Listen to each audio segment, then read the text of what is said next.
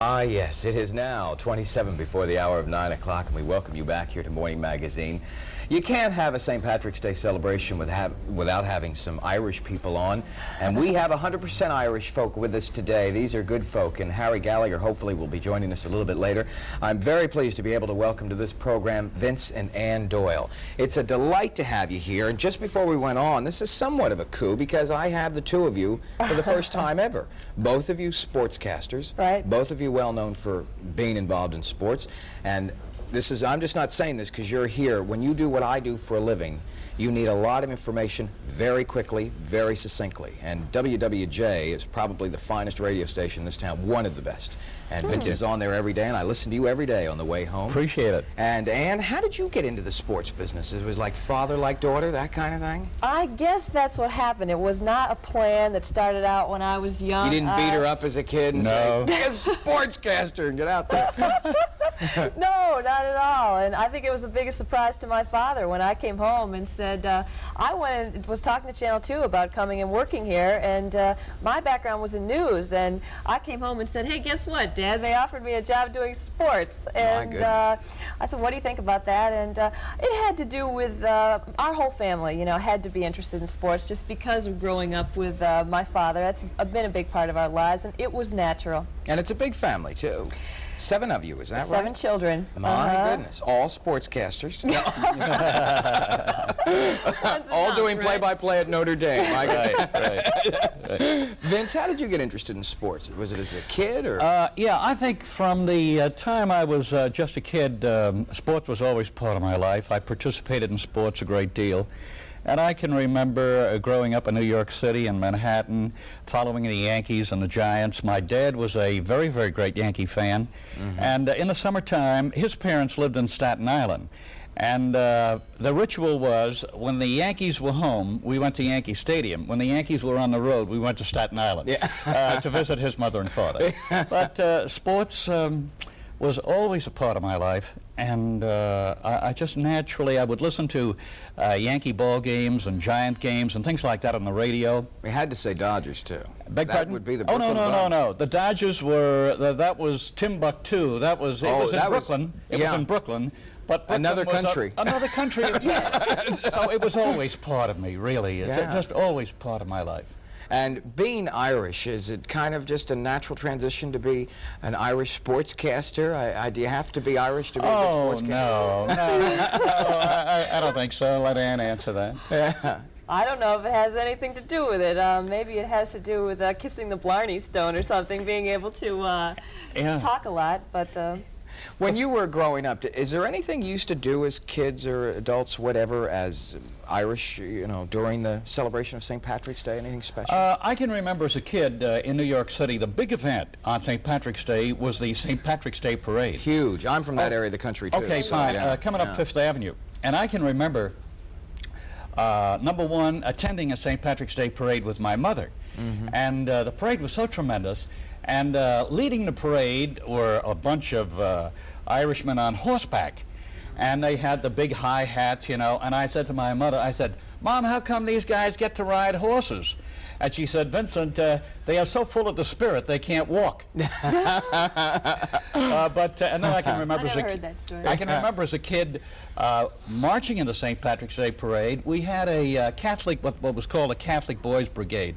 Was an offshoot of the Boy Scouts. And I suppose the Catholics felt we can't let all our Catholic kids become Boy Scouts. We have to have some kind of organization of our own. So they organized a group called the Catholic Boys Brigade. And I can remember marching in the St. Patrick's Day Parade. Wow, like I felt like I was General MacArthur or somebody like that. Or St. Patrick. How about you? You know, we never had this conversation as we were talking last night about coming in here and what we're going to talk about. And I knew we were going to talk about growing up Irish. And my father and I never had this conversation. I don't know what it was like for his St. Patrick's Day. The thing that I remember was, I think my mother was the one who pretty much carried on the Irish tradition in our family. I'm 100% Irish, and I was always really proud of that. And I remember her doing things like dyeing spaghetti green. And Wow. it looked great when the green spaghetti was on the plate, but when you put the sauce, the red sauce on it, I remember it looked really bad, but really terrible. But, we never did Irish dancing or any of that kind of thing. It was just kind of a, we were a Notre Dame family too, and growing has to up be, in yeah. South Bend, Indiana, I would just say just a lot of pride. You know, we went to a school where I was the only Irish kid in the school, other than my brothers and sisters. The rest were all Italian, and I remember being embarrassed that I had freckles and red hair. I kind of stood out as being the odd one, and but there was great pride, I would say, in being Irish, and especially that I was all Irish. You know, everyone has a little bit of Irish in him or I'm a her. little bit Irish too, just like everybody else, I think. Just a touch Irish back there. My mother was born in Ireland, and she came to America when she was 16 years old.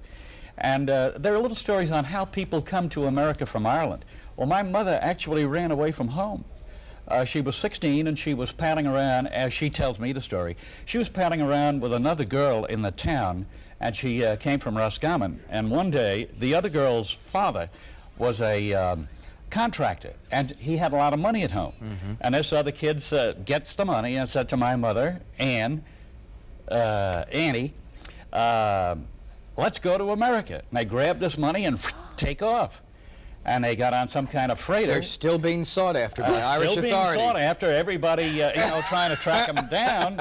The communications then certainly weren't what they are now. Yeah. And before they knew it, the authorities knew it, these two kids were on a boat for America. Oh, for And fortunately, my mother had a sister, Aunt Kate, who was living in America, and they got word to America, Annie's going to arrive on the next boat in Philadelphia. So that's how she got here. My goodness. I got to ask a little bit about the sports casting. Are you proud of this young woman here? Oh, absolutely. I was thinking, often wondered how I felt about watching Anne. For example, if I have to sit home and know that Anne is coming on television, how do I feel? How does a parent feel about watching a son or a daughter on television? And doing what she does. And doing what she does, Yeah. especially sports.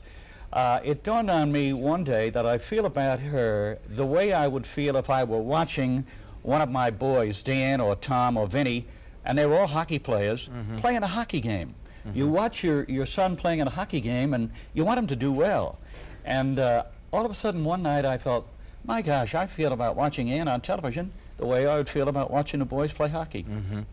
So that's my feeling. Do you feel any pressure, Ann, you know, when you got a dad that's as well known as yours is for doing what he does? I felt pressure when I first took the job. When I first came in here, I felt great pressure not to embarrass my father.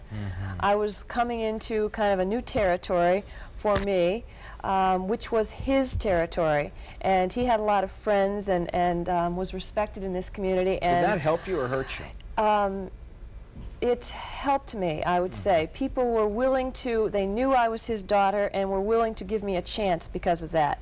And they would open the door, and then I could either walk through or I could fail. You know, they weren't going to help me through the door, but I would say that helped me. But I did feel tremendous pressure not to fail, not to embarrass him. I don't feel that pressure anymore. I've been here 2 years, and I feel comfortable. I feel good. I feel real strong. You're doing an excellent and job. well, thank you. And it's been great. You know, he and I just have so much in common. You know, to be able to share these years together has been unique experience. Do you guys, whenever there's a family gathering, do you talk about anything other than sports? I mean, is there... Well, do you know about Iran? Do you know about the other parts of the world going on? I'm only kidding, of course, but I mean, you know of it. Yeah, we have a situation with Isabel, my wife, Annie's mother. And she has a great association. That sure works out well, doesn't it, that way? She has a great association. Isabel, for example, has a great association with our oldest son, Dan. Dan is a doctor, graduate of Notre Dame, but for some reason the chemistry between Dan and Isabel is fantastic, just one of those things. Well, the chemistry between Annie and me is the same. And when Ann comes over to our house, maybe for breakfast or for dinner at night, all of a sudden we find ourselves thinking, that Bob McAdoo, that clout, that no good rat, you know? So you do talk Oh, business yes. then. Oh, yeah. All the We time. talk situations and we talk people. And all of a sudden Isabel has to say, hold it now, wait a minute. This has got to stop. I'm getting sick of this. Yeah, I'm getting I sick can of it. So imagine. we have a lot of fun talking baseball, all sports. We talk all sports. Do you agree or disagree? Do you think? Oh, disagree.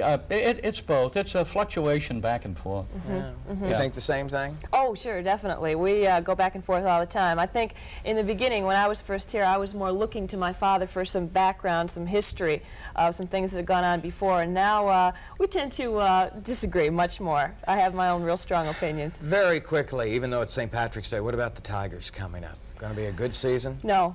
No, I don't see any improvement at all. Don't hedge now. Just come on out and say it, Ann. Fifth place. I see no improvement on the Tigers over last year in terms of players, or no more strength in pitching and things like that, whereas the other teams within the division are much stronger. I don't agree at all. Love it. We'll see at the end of the season who's right. No, the Tigers will be improved. Not that much, and the maturity of the pitching staff primarily is where I feel they will be improved. By the way, I want to say your audience has improved this morning because all my Polish friends are watching.